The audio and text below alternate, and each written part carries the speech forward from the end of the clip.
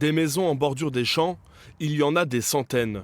Mais à l'approche des fêtes de Noël, peu de monde était là pour nous répondre. Et les familles présentes ne le voulaient pas particulièrement.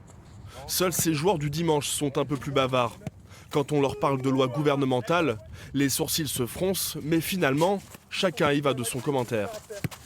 C'était cet été, ça arrivait, ça a duré pendant peut-être 15 jours et ça sentait tous les soirs, à peu près vers la même heure, 20h. Et ça sentait la merde, hein. Désolé de dire le mot. Bien sûr, je pense que c'est une bonne loi. Après, les agriculteurs, il faut qu'ils adaptent leurs pratiques, j'imagine.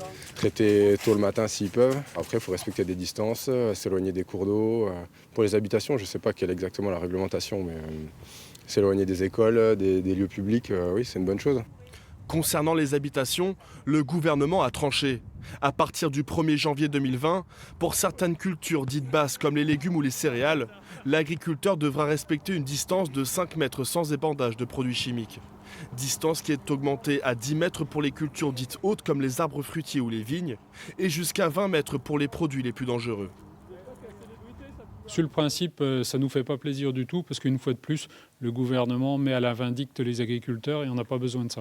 On essaye de faire au mieux avec des produits homologués et surtout avec des appareils de plus en plus performants en termes de précision et d'application pour éviter toute dérive. Les associations écologistes ne sont pas plus satisfaites et jugent cette loi insuffisante. Vous savez, il y a des études en ce moment qui sont menées par Santé publique France qui considèrent que la population non exposée doit être à 8 km des zones d'épandage. Donc vous imaginez bien que 10 mètres, on sait très bien que les populations continueront à être exposées. Dans ce dossier explosif, il reste une dernière question.